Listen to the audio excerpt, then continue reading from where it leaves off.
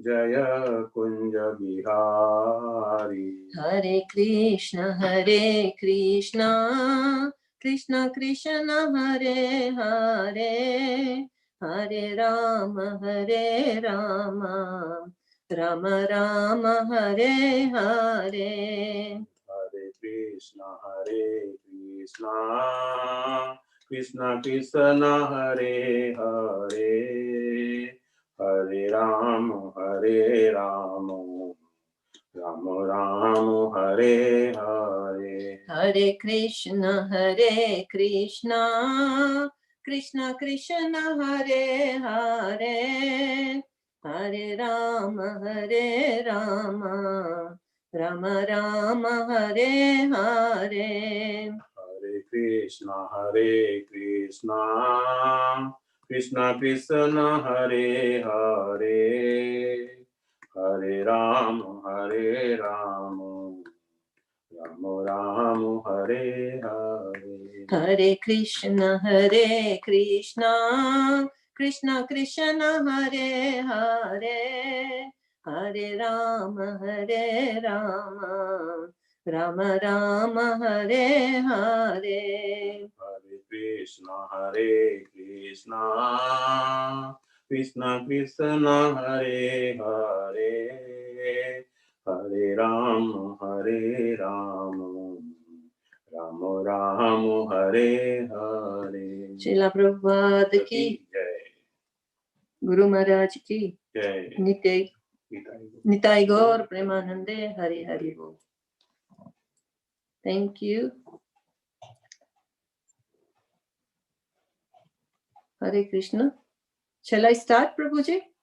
Yes, sure. Just let me just say one, two sentences. Hare Krishna, everyone. Thank you very much for tuning in.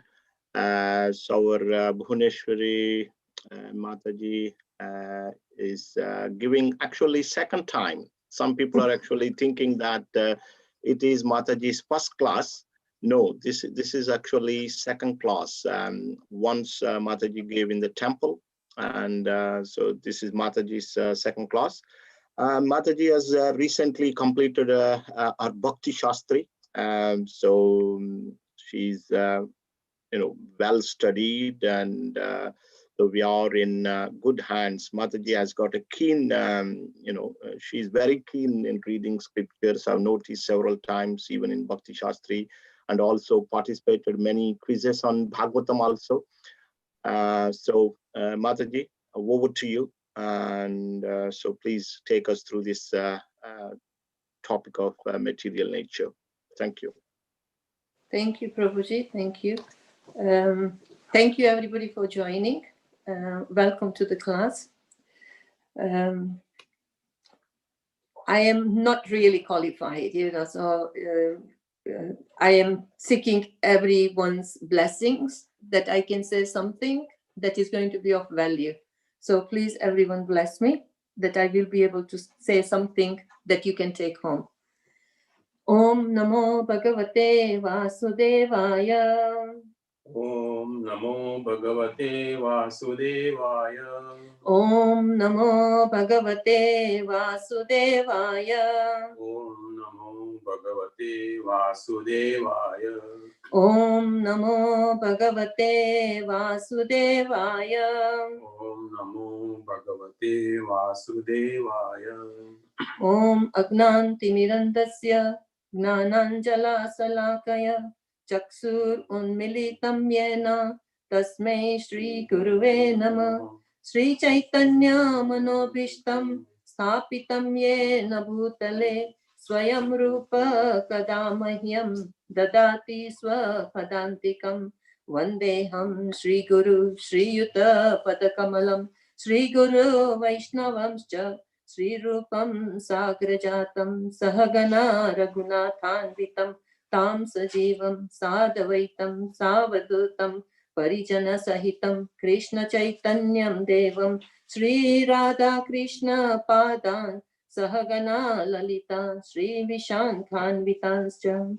He Krishna Karuna Sindhu Dinabandho Jagatpate Gopesha Gopika Kanta Radha Kanta Namastute Tapta Kanchana Gaurangi Radhe Vrindavaneshwari Vrishabhanu Sute Devi Pranamami Hari Priye Vancha Kalpatarubhyascha Kripa Sindhubhya Evacha Patitanam Pavanebhyo Vaishnavebhyo Namo Namah Sri Chaitanya Sri Krishna Chaitanya Prabhu Nityananda Sri Advaita Gadadhar Shivasadi Gaura Bhakta Vrinda Hare Krishna Krishna Krishna Hare Hare Hare Rama Rama Rama Hare Hare Hare Krishna Krishna Krishna Hare Hare Hare Rama Rama Rama Hare Hare.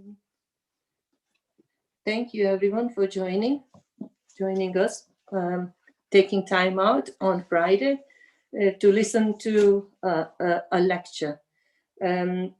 Today, as part of a series of the Bhagavad Gita subjects, 5 topics have been chosen, which are the subjects that are discussed in the Bhagavad Gita itself.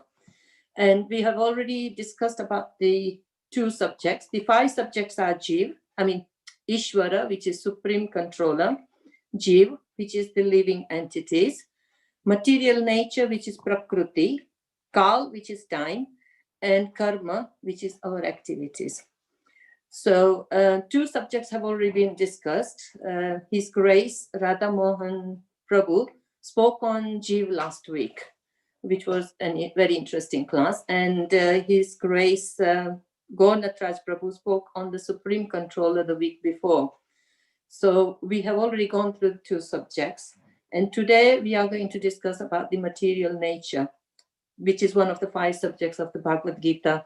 As I said before, these subjects have been discussed fully in Bhagavad Gita. So what is Prakṛti, or material nature? Does anybody, if you want to put something in the chat, then I can check if anybody knows what Prakṛti is. No. The Prakṛti, the Supreme Lord is known as Purusha. Purusha means someone who's going to enjoy. So basically, there's only one Purush, and that's the Supreme Personality of Godhead, and he is the enjoyer. Everything else is Prakṛti, which means that it's something that is meant for God's enjoyment, to be enjoyed, which is to be enjoyed. There are 2 kinds of Prakṛti. One is the inferior energy of Lord, material energy or internal energy. It's got few names like that. And the other one is superior energy, which is internal energy of the Lord. These 2 Prakṛtis are present in the material nature because the jivas are superior energy and material nature is the inferior energy. So these are the 2 kinds of energy. And Lord Krishna in chapter 8, text 16 says that each and every planet in the material universe is full of miseries because birth and death exist in all the planets, whether they are in the higher planets or the lower planets.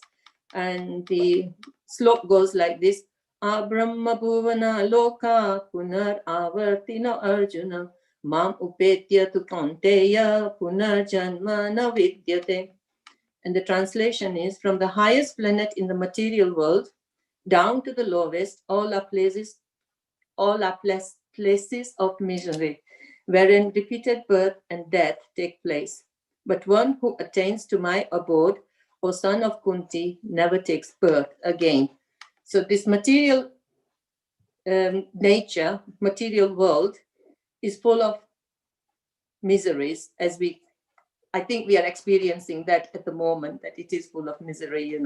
It's got this COVID is actually an example of the miseries that people are suffering at the moment. So it's full of material energy. Material nature is full of miseries. All the worlds, from Brahmalok to the lower planets, everything is full of miseries. Right. Material cosmos actually composed of 24 elements, of which 5 are the gross elements. The 5 gross elements are earth, water, air, sky, and sorry, I think I've missed it. Air, water, earth. That's the one I missed, isn't it? So earth, water, fire, Ether. ether. Thank you, Mataji. Ether. So it consists of 5 gross elements, and the 3 subtle elements are intelligence, ego, false ego, and mind. Those are the 3 subtle elements. And most living entities are made up of these 8 elements. But there are some living entities in this world that only has the 5 gross elements. They don't have the subtle elements. An example is like rocks. You know, they only got the gross elements. So, do you think material nature is eternal?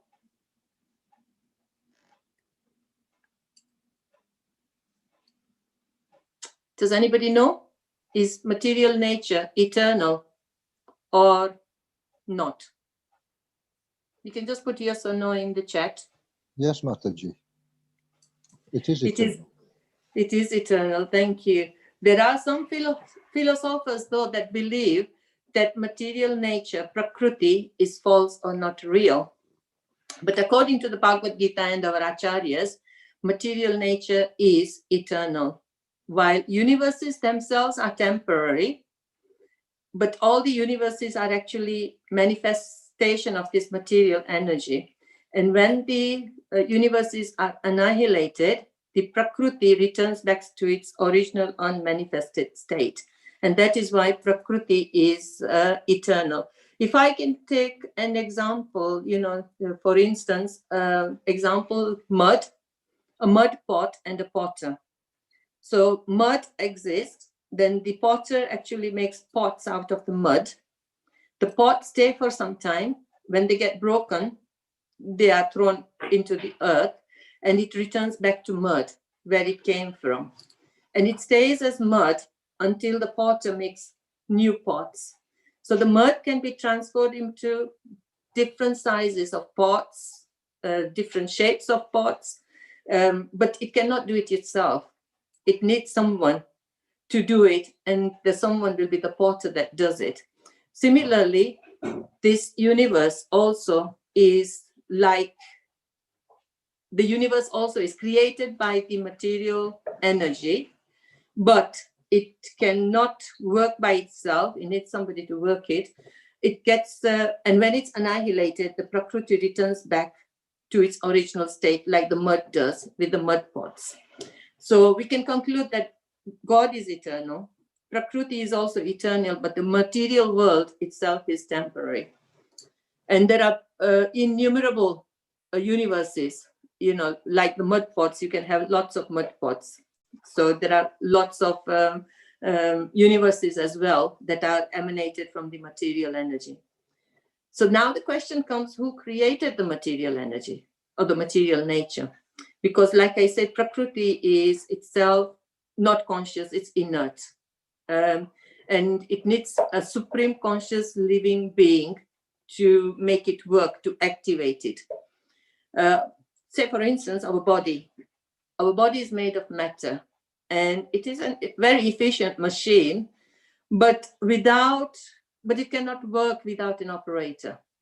Well, we're all familiar with the gadgets, you know, say, for instance, an electronic gadget. The gadget is there, but without an operator, you know, it's useless. Like an aeroplane is a wonderful machine, it's a wonderful invention, but if there was no pilot, the plane is not going to go anywhere.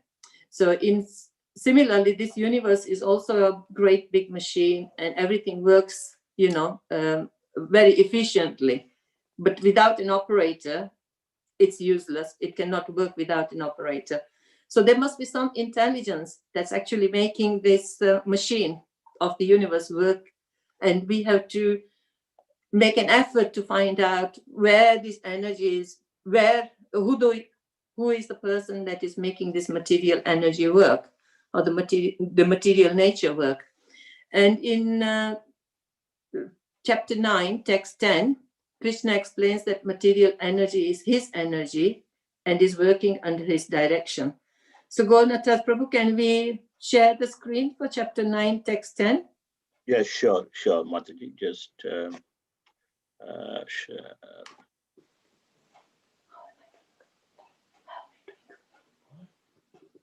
Done.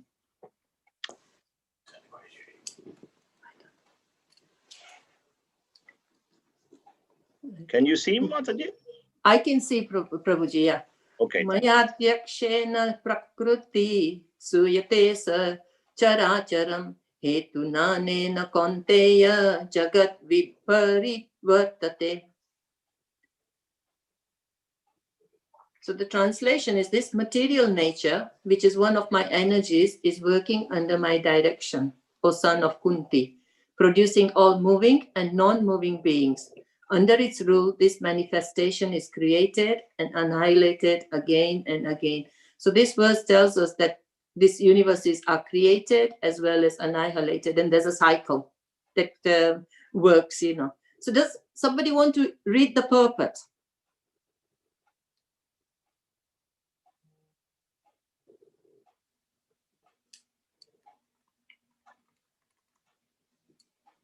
Can I read, Mataji? Yes, Mataji, you can read. Okay. It is clearly stated here that the Supreme Lord, although aloof from all the activities of the material world, remains the Supreme Director.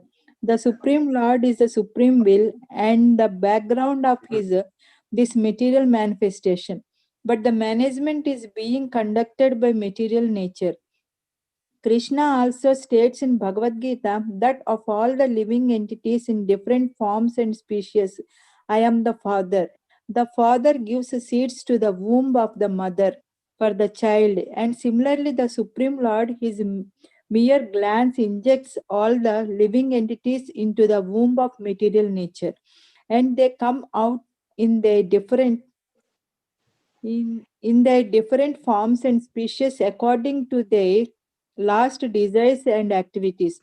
All these living entities, although born under the glance of the Supreme Lord, take their different bodies according to their past deeds and desires. So the Lord is not directly attached to the material creation. He simply glances over material nature. Material nature is thus activated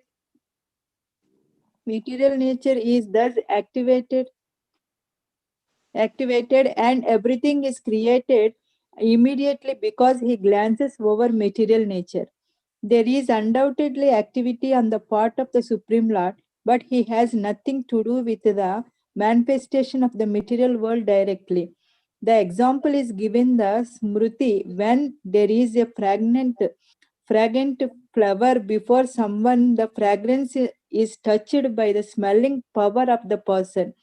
As the smelling and the flower are detached from the one another, there is a similar connection between the material world and the Supreme Personality of Godhead. Actually, he has nothing to do with this material world, but he creates by his glance and ordains.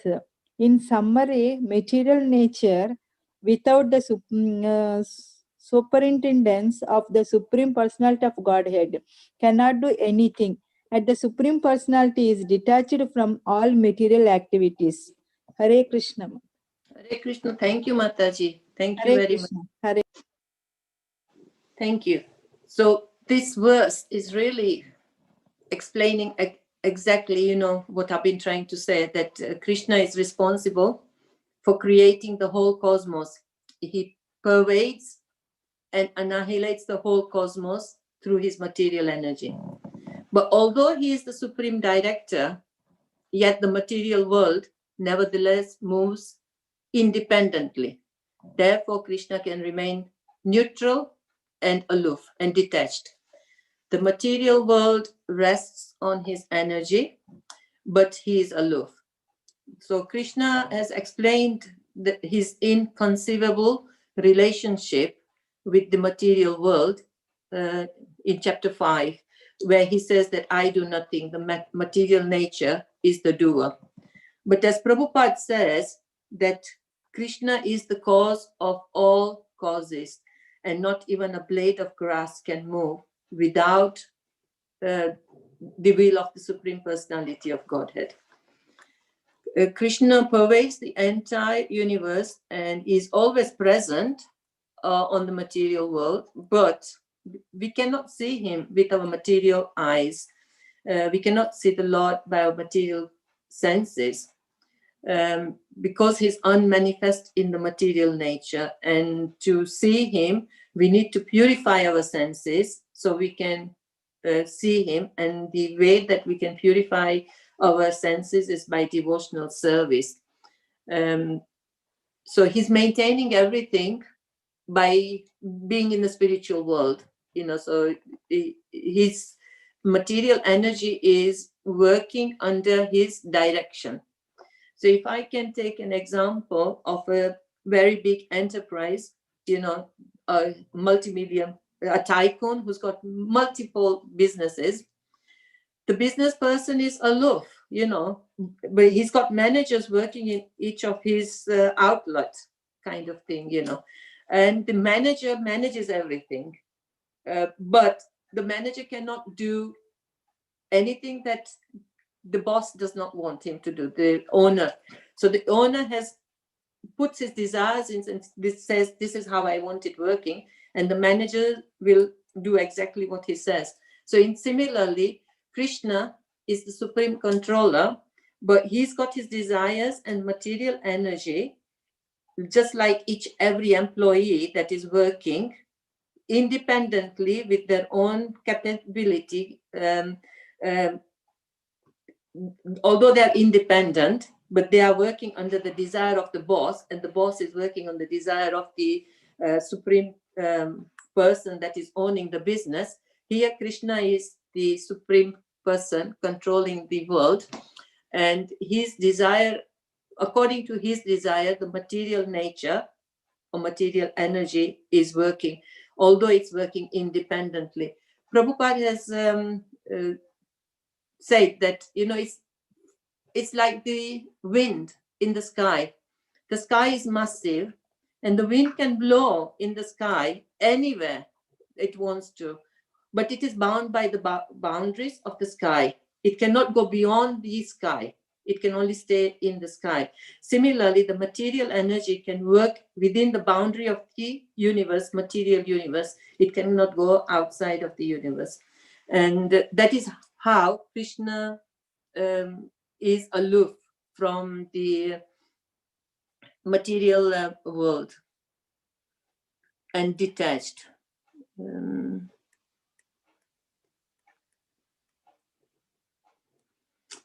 Another example I have got here is about the spider's web.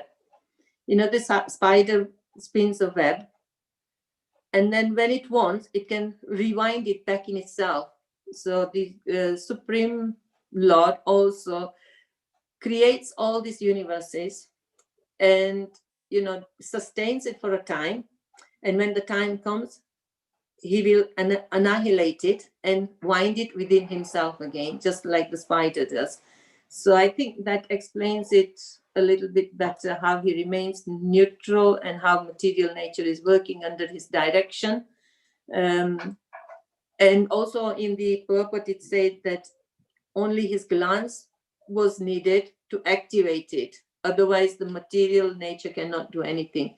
So Krishna himself is the person who's the father of everything, and material nature is the mother, like it said in the purport. And material nature cannot do anything without Krishna having activated it. So the next question comes, if this material world is full of miseries, then why did Krishna actually create this material nature? Well, he created it because we wanted it. the creation took place to accommodate our desires, our inclinations to enjoy without God, independent of God. We wanted to be God. You know, in the spiritual world, there can only be one God. And it's not possible for us to be in the spiritual world and be the enjoyer. So Krishna created this material universe for us to enjoy. He's a very kind father. And because he's such a kind father, he's facilitated this material universe to accommodate our desires. It's like, you know, when a child wants something and the father says, no, this is not good for you, you know, you shouldn't have it. This is not going to be of any benefit to you. But the child insists, no, I want it, and is adamant that he wants this. He's very stubborn, and he doesn't listen to the father's explanations or takes any experiences the father has had about it or anything. He just doesn't want to know, he just wants it. So the father will say, okay, have it. You can do what you want. You can, with your own experience, you'll realize what I'm saying. Prabhupada gave one example once about his son. When he was young, he wanted to touch the fan. In summer, you know, the fans were working. They are not very, they were not sophisticated then. So, you know, if a child touches it, he could actually cut his finger. So Prabhupada kept on saying to the son, no, don't touch it, don't touch it. But the son wanted to touch it and kept on going towards the fan. Then one of the friends there told Prabhupada, why don't you reduce the speed and let him touch it? You know, when he's hurt, then he'll realize that he can't touch it. So that's what Prabhupada did, reduce the speed of the fan so that the child could touch it. And when he got hurt, he realized that, oh, I shouldn't touch this. So similarly, Krishna has created this world because, you know, we wanted it. We wanted to enjoy independent of Krishna. And for this reason, Krishna created this world. But because we are superior energy and material nature is inferior energy, we are not compatible. So we cannot live in this inferior energy. And that is why, you know, we are suffering. So if you take a fish out of water, it suffers. So it can't live without water. But if you put it back in the water, then it is happy. But if you pull it out and put it on the land, then it suffers a lot, you know, and you can actually see it, you know, that it's wriggling and it's trying to get away from it.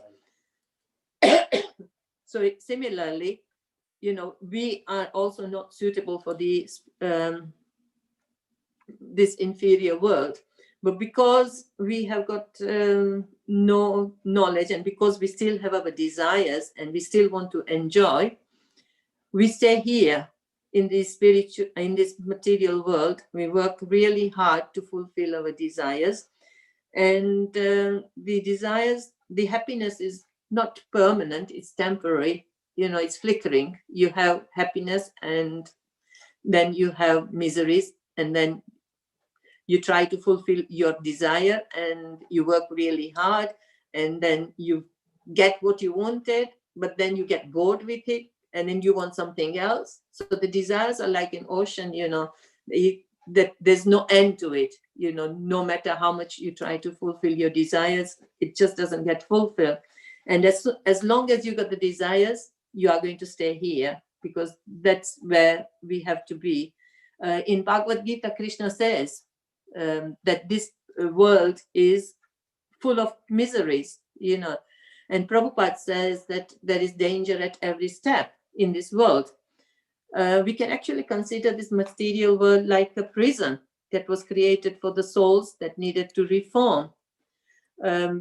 And because this world is full of miseries, that does that mean that this material world is imperfect or incomplete?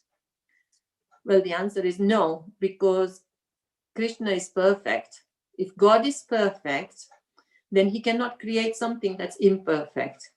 God is complete, so he cannot create anything that is not complete.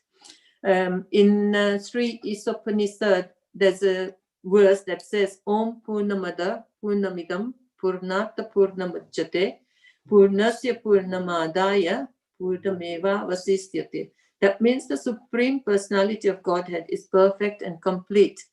And because he is completely perfect, everything that comes out of him, such as this phenomenal world, is also perfect, and it is perfectly equipped as a complete whole. So whatever is produced of the complete whole is also complete in itself. So it cannot be imperfect, because he is the complete whole. And no matter how many complete wholes come out of him, he still remains the complete whole. Nothing is reduced from it, and this just says that, this material world is perfect. It's just that we need to know how to use all the facilities. Krishna has given us all the facilities in the material world to use, but it's up to us how we use it. Are we going to exploit it, or are we going to use it with care? So for instance, if we buy anything, there's a manual. We get a manual, and if you follow the instructions that's according to the manual, then it works perfectly. But if you don't follow the manual and do something that's against the instructions in the manual, then that gadget is not going to work properly. So when Krishna created the material universe, he also gave us a manual, and the manuals are our Shastras and Bhagavad Gita, which is a manual. And if we follow this manual and live according to the principles that are outlined, then we can be happy, and we can also go back to Godhead. But the problem is that as long as we have our desires, we are going to stay here. But the problem is that there are something that's binding us up, and we are in ignorance of what is binding us to this material world, and why we can't go back to the spiritual world, which is full of bliss. I mentioned the spider's web before. So if we take the example of the spider's web again, the spider spins a web to trap insects. And when the insect is trapped in there, no matter how hard the insect tries to escape from the web, it can't. In fact, the more it tries, the harder it tries, the more it gets trapped in the web. And the only way he can get free is if somebody else from outside who's free actually releases the insect. So similarly, we also are trapped in this material and world, and we are bound by the three modes of material nature. And the more we try to struggle, and the more we try to become happy and fulfill our desires, we are struggling against the stringent laws of the material nature. So we are trying really hard to do something so that our misery is lessened and we can gain happiness and peace. But we find that we get immersed in more suffering. And because we don't know what this bondage is, why we are suffering, because we are in ignorance, we need to understand the concept of the material modes of nature. There are three modes of material nature, or in other words, the three gunas. So the material nature itself is the material nature itself is constituted by three qualities, namely the mode of goodness, which is sattva gun, a mode of passion, which is rajagun, and mode of ignorance, which is tamogun. And these three gunas bind the living entity. So everything in the material creation is influenced by these three modes of material nature.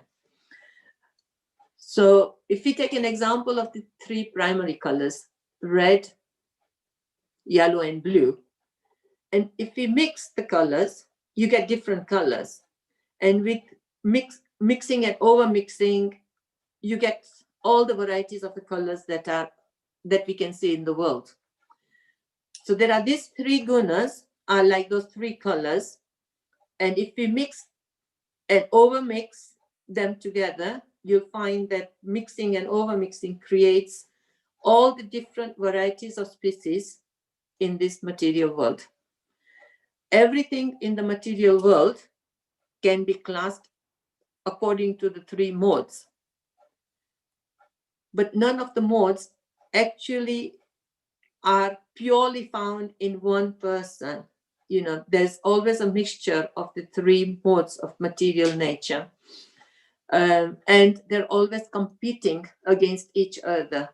So it's not as if, you know, one person is going to be in mode of goodness or whatever. Bhakti Rasamrit Swami Maharaj describes the three gunas. The guna means also a rope. So he describes the three gunas as three different types of ropes. So Sattva guna is a rope that is gold, made of gold. Rajaguna is a rope that is made of silver. And Tamoguna is a rope that is made of iron. But if you are a prisoner, does it matter which rope you are tied up with? Whether it is the golden one or the silver one or the iron one, you are still bound and you are still in a prison. So it doesn't really matter which rope you are tied up with. A prisoner is a prisoner after all. So all beings, all of us, all the living entities are like puppets in the hands of this nature of the three gunas. But due to the influence of Maya, they think that they are independent. They think they are doing everything, but actually it is the three modes of material nature that are the doers. In chapter 14 of the Bhagavad Gita, it explains the characteristics of these three gunas in detail. So if you want to know, you can read it. Read chapter 14 of Bhagavad Gita to understand the three gunas. But I can summarize the characteristics as follows. If you are, the characteristic of Sattva guna is that purity, knowledge, and happiness are the characteristics of the Sattva guna. And the result is that you are freedom from sinful activities. I mean, sinful reactions. And at death, you get promoted to the heavenly kingdom. The characteristics of the Rajaguna are that you got unlimited desires. You work hard, there's greed, you are seeking worldly pleasures, and this is the bits that actually bind you to this material nature. And at the end, you will be born in families that have got the same kind of worldly inspirations to become worldly people. And foolishness, sleep, laziness, intoxication, and uncleanliness are the characteristics of tamogun, which results in madness and foolishness. And when you are at death, you are either born in the animal kingdom or you have to suffer in the hellish planets, depending on exactly what your activities have been on this world. I've got a story of three thieves. I got time, yeah. There was a business person who used to go from his town to another town for business often, and he had to pass a forest. So he always had to go through the forest to go back home again. Now, there were three thieves that saw him, and they caught hold of him and robbed him of everything that they had. And then they were having a discussion. What shall we do with him now? And the first thief said, leave him, we got everything. We don't need to do anything with him anymore. The second thief said, no, he will complain to the police. So we need to do something. Maybe if we beat him up severely and throw him in a ditch, he won't be able to complain about him because he will be too scared. And the third thief said, no, he can still file a complaint against us. He's our evidence.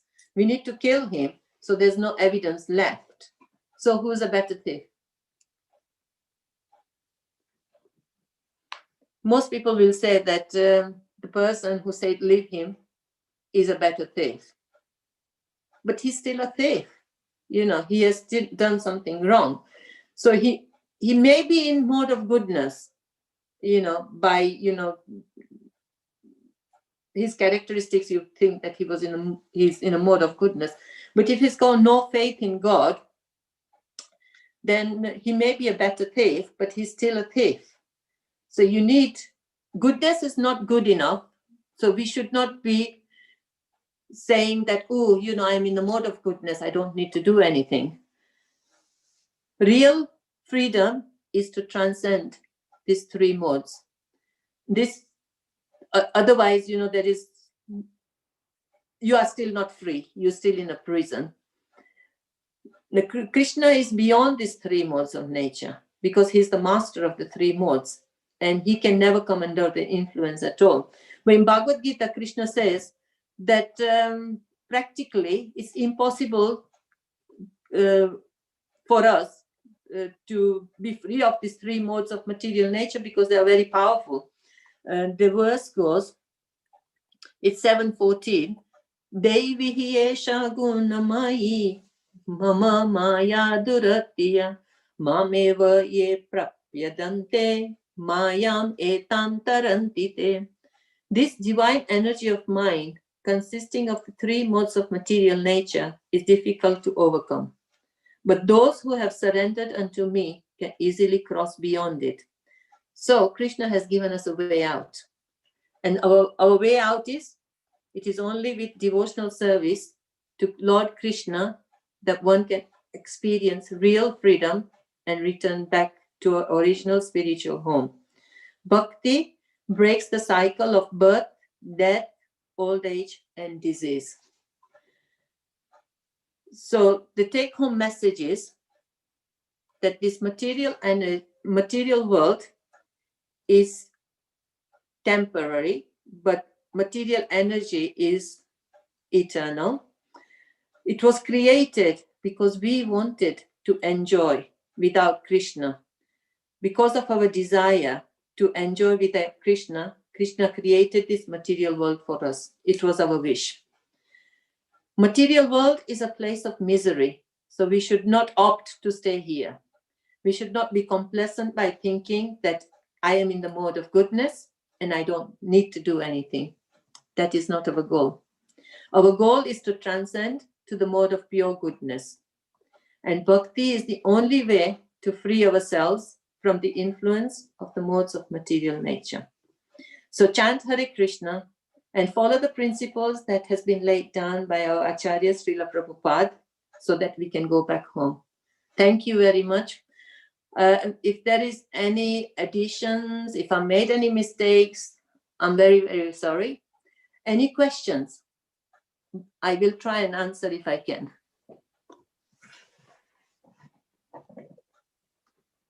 Hare Krishna, if there are no questions there, then you can also make a comment. So that is also very welcome. Yeah, any comments, any reprimands, anything at all, you know, ready to take it. So has anybody got any comments? Yes.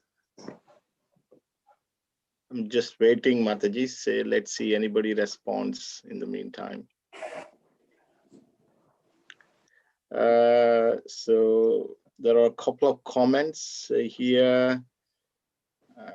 Very nice class, Mataji. Hare Krishna. We are proud of you. So I don't know is that because I have a little problem with my laptop. I think Madhu Mataji, I think looks like great class. Wonderful, wonderful. The nice comments. Thank you very much. Thank you, devotees, for Hare Krishna Mata, I have inspiring one me. question. Sorry. Our Radha Vinod Prabhu has a question. Okay. Mata, the people, they give charity, they do annadana, vidyadana, so many danas, yeah, as part of their, some punya, to acquire some punya. So how can we understand, is this sufficient for this life as a final goal to reach back to Godhead, or could you please explain? Though prefer to do, all these charitable work. Hare Krishna Prabhuji, I'm sure that you are more qualified to answer this question. But according to me, if you are doing charity work, according to the chapter 14, it says, when you give charity, it should also be given to persons that is going to use your money properly.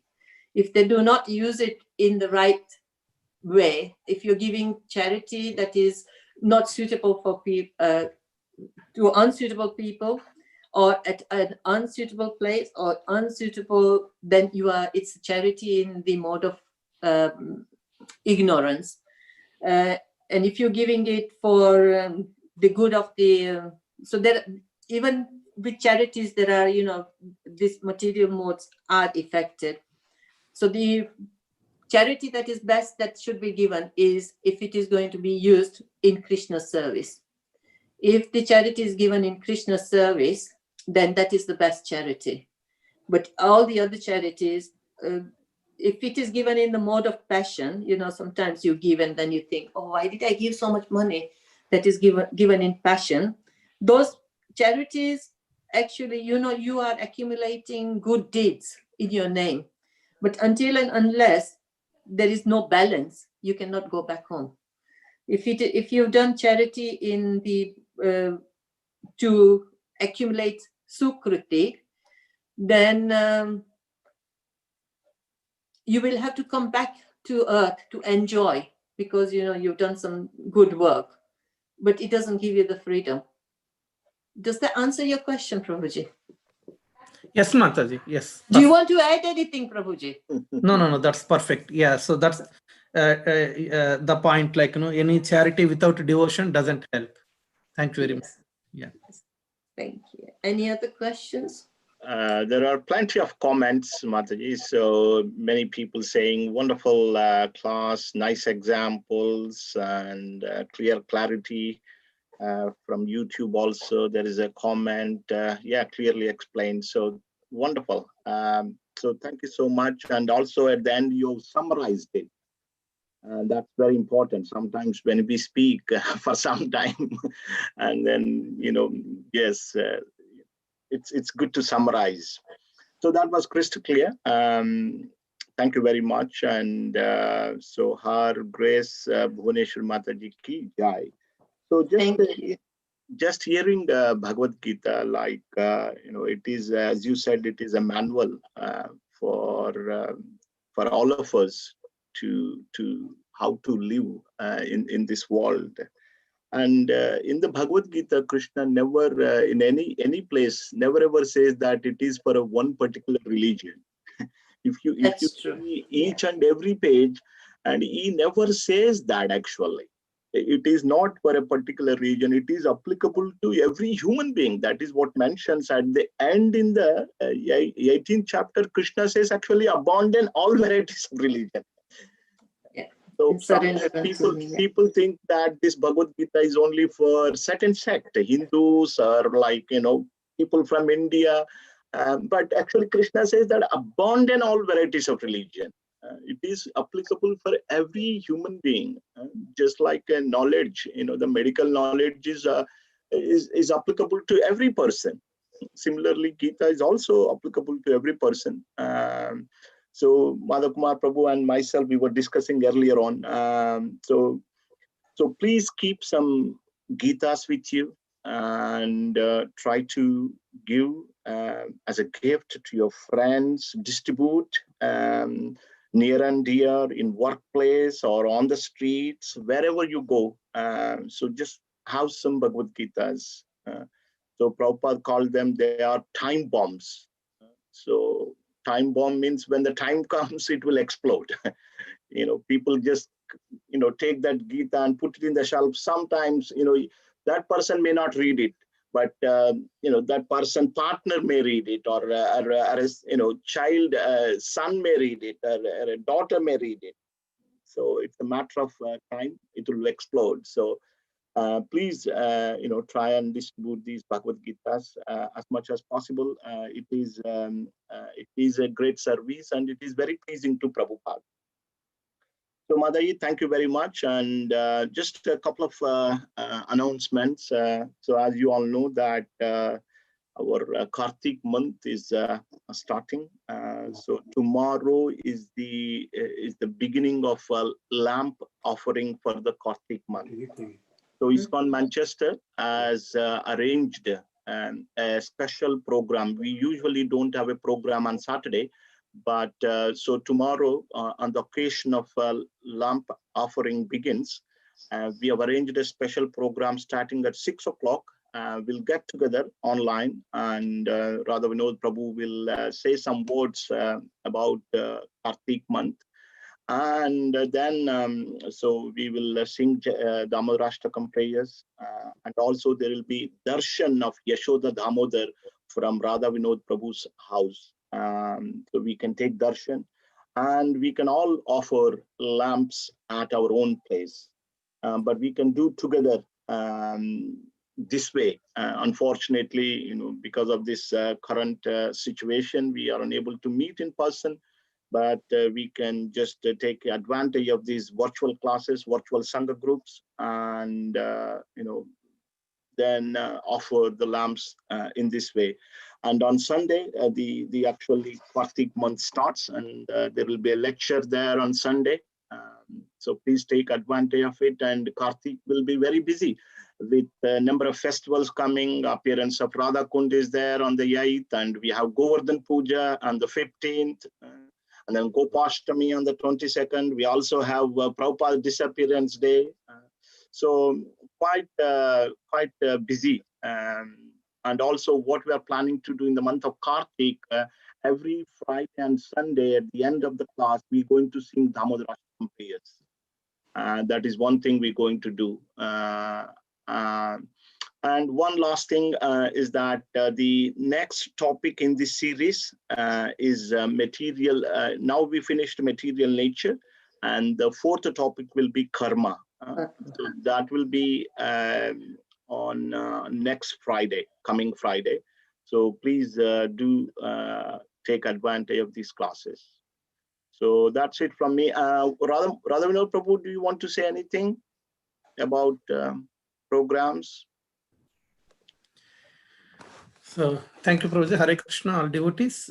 Yes, actually every year we do Kartika programs, house programs, and we used to get so many invitations from different people to have the program in their houses. We do the same this year also, though we may not do physically. Okay, I request all devotees to encourage your friends. We are trying to give this Krishna Katha to everyone. So encourage your friends and then explain them. Okay, and if anyone wants to have a program and invite their friends, then we'll have a virtual program like this. We'll send them, once they fix the date and time, we'll send the Zoom link so that they can connect and they can invite their friends, relatives and other well-wishers to connect, so that we have some nice Krishna Katha, Kirtan and Damodara prayers. Yeah. So I humbly request everyone to speak to your friends. Our regular congregation, we know, everyone knows. Yeah. But this is to make sure outsiders to get this benefit. So speak to your friends. your family members, okay, all new people, encourage them. They need not do anything, just they need to invite their friends. We will share the Zoom link, and we will have nice Krishna Katha, Kirtan, and Damodara prayers, so that they can enjoy, particularly in this, Corona time where people are just, staying at home or suffering. Yeah, this is very, very important. So educate people, encourage them, motivate them to have such programs. So yeah, so contact me anytime if anyone wants to have this one, so that we will do it. Excellent. So thank you very much, Radha Vinod Prabhu. I appreciate. And if anybody wants any books, of course, Madhav Kumar Prabhu would be happy to deliver some books home. He delivered a pack of Bhagavad Gitas, a pack of 16 Bhagavad Gitas to me just an hour ago. So thank you very much, everyone, for tuning in. Once again, Bhuvaneshwar Mataji, thank you for the wonderful lecture. I appreciate. Randraj Bhagavad Gita ki jai, Shil Prabhupada ki jai, Nitai Gaura Premanandi. Hari Hari Bol. Hope to see you all on Zoom tomorrow at 6 o'clock. Hare Krishna. Thank you. Hare Krishna.